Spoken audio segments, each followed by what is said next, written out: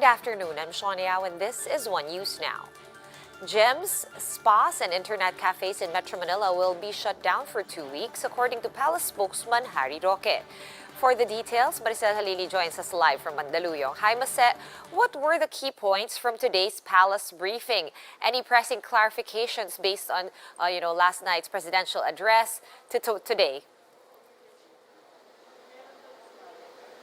Yeah, Sean, like what you've mentioned, presidential spokesperson Harry Roque announced during his press briefing this afternoon that Metro Manila mayors had a meeting and they come up with a decision that all gyms, spas, and internet cafes will be closed in the next 2 weeks. If you remember, one of the bishops, Bishop David, has posted in his social media account saying that, or questioning the decision of the IATF about the prohibition to have religious gathering and only allow 10 individuals to attend 3 significant events, but religious activities are not included in those 3 specific events. So this clarification came after that statement. Secretary Roque also calls on Bishop Abilio to follow the rules being drafted by the national government. I heard that Bishop Abilio earlier released a statement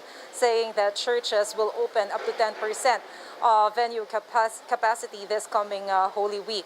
And so Secretary Roque asked the bishop, the good bishop, not to do this because it is important for all of us to follow the new rules, the new restriction, to make sure that the virus won't spread.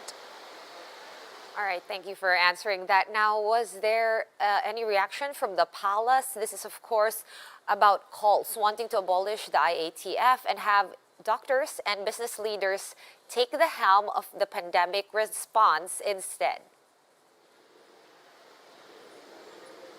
Well, it seems that Secretary Roque is a bit irritated after hearing that statement which came from Senator Amy Marcos. Well, Senator Marcos calls for the abolition of IATF, saying that the members are incompetent considering the surge of COVID-19 cases in the country today. But Secretary Roque said that there is no need or they will not abolish the IATF. The members of the IATF or the IATF is composed of the smartest members of the government. That's at least according to Secretary Roque. And so they discuss among themselves what are the best measures to implement to make sure that there won't be any increase on the number of COVID cases in the country. They also take note that they also consult even the private sectors and other sectors to make sure that they are doing the right decision.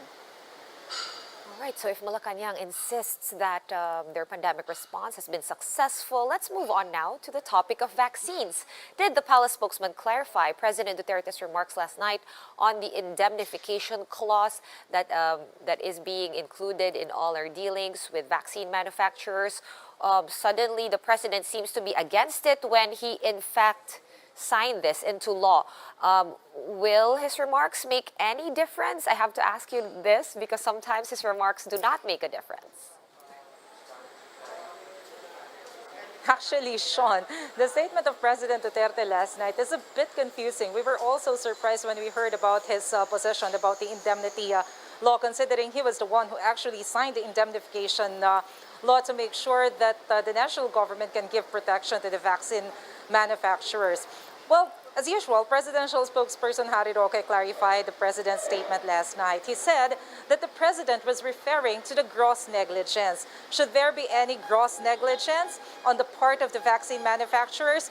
Of course, the national government will not give them any protection. That's basically the point of President Duterte's statement last night. That's according to Secretary Roque. So, well, if we listen to what Secretary Roque is saying, basically the president was referring to blanket immunity. All right, thank you for clearing that up. Having said all of that, is the deal with Pfizer pushing through? Well, that's one of the biggest questions. Vaccine czar Carlito Galvez admitted that until now, the national government is still negotiating with Pfizer with regards to the indemnity agreement. Because as we all know, Pfizer is one of the brands asking for protection because they don't want to experience the fate of Dengvaxia. Secretary Galvez said that the negotiation is still ongoing with Pfizer, but they have already committed millions of doses to the Philippines. And so they already gave us an assurance that they will still provide vaccines to us. But as to when, we still have to wait. All right, so nothing definite when it comes to Pfizer, but can the palace or anyone confirm that additional doses from Sinovac will indeed be arriving tomorrow? And if so, how many doses are we expecting? And are these still donated or are these purchased? Secretary Galvez mentioned last night, and even during the press briefing this afternoon, that the national government is expecting about 400,000 doses of Sinovac, which will be delivered to the Philippines tomorrow via the Philippine Airlines. 400,000 doses of Sinovac are also donated by the Chinese government. But aside from these doses of Sinovac, we're also expecting about 1 million doses of Sinovac. These are the purchased of the national government from the Chinese firm, which will arrive probably before the end of March. And aside from that, we're also expecting about 1 million doses of AstraZeneca from the COVAX facility before the end of this month. All right, so that takes care of Sinovac, but when it comes to other brands, which ones are we expecting to arrive by April and how many doses if so? By second quarter of this month, more vaccines are expected to arrive in the country. One of them is AstraZeneca. These are the doses that were being purchased by the local government units and the private companies. So we're expecting about, the start of the delivery, about 7 million for the private companies. At least a tranche will be delivered on the second quarter. All right, I was going to ask you about vaccines procured by the private sector. You did mention AstraZeneca with 2.7, 2.6 million doses. What about Moderna? Any word?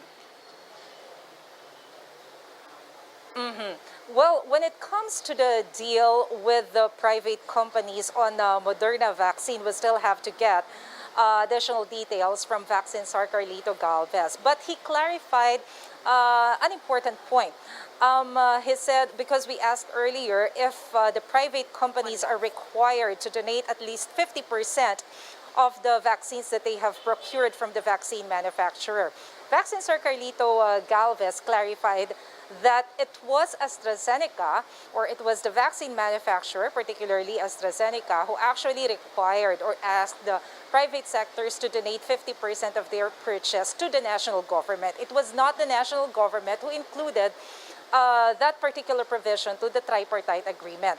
But when it comes to other brands of vaccines such as Moderna, Novavax, and Bharat, those who are willing to enter the tripartite agreement, there is no such provision. So that's a clarification coming from Secretary Galvez. Okay, one last clarification. It seems like last night there was some confusion to whether gyms and salons could open, or initially they said that they couldn't open, but then last night it seemed like a lot of people thought that they could open, and then today, no again. So which is it really?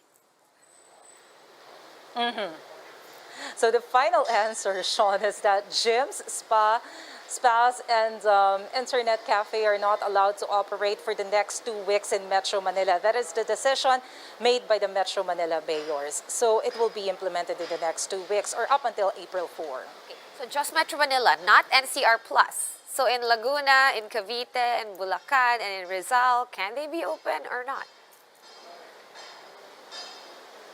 If we base it on the statement of Secretary Roque, he just mentioned Metro Manila mayor. So I assume it's just for Metro Manila. All right, definitely more clarifications to come in the few next coming days. Thank you so much for all of that. Maricel Halili reporting to us live from Mandaluyong. Let's check out the latest vaccine stories from around the world. AstraZeneca reports that its shot is 79% effective in preventing symptomatic COVID-19 based on trials done in Chile, Peru, and the United States. Studies also show that the vaccine posed no increased risk for blood clots. The British-Swedish developer intends to file for an emergency use authorization in the United States in the coming weeks. And New York will open vaccine eligibility to residents age 50 and above starting Tuesday Eastern Time to protect more people against COVID-19.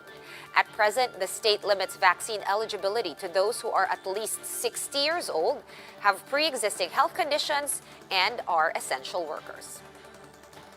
And lobby group Business for South Africa is calling on the government officials to shift the focus in vaccination to the elderly. The group says it's more sensible to start inoculating people who are in the mortality curve in the absence of sufficient shots.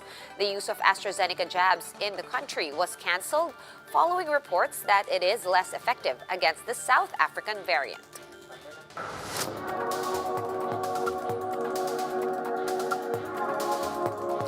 Big box stores in the United States are coming up with ways to cope with the shift in consumer behavior that was brought about by the pandemic. Let's find out more in this Bloomberg Quick Take.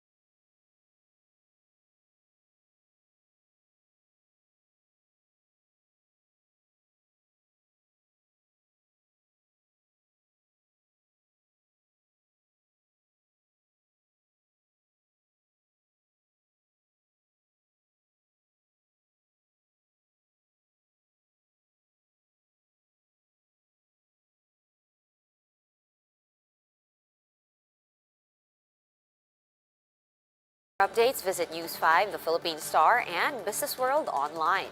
Visit our website, onenews.ph, for more in-depth analysis. You can also catch One News on the Signal Play app. Register for a free account at www.signalplay.com and stream One News live anytime, anywhere. Mask on, wash hands, and stay safe, Philippines. I'm Sean Yao. We are One News.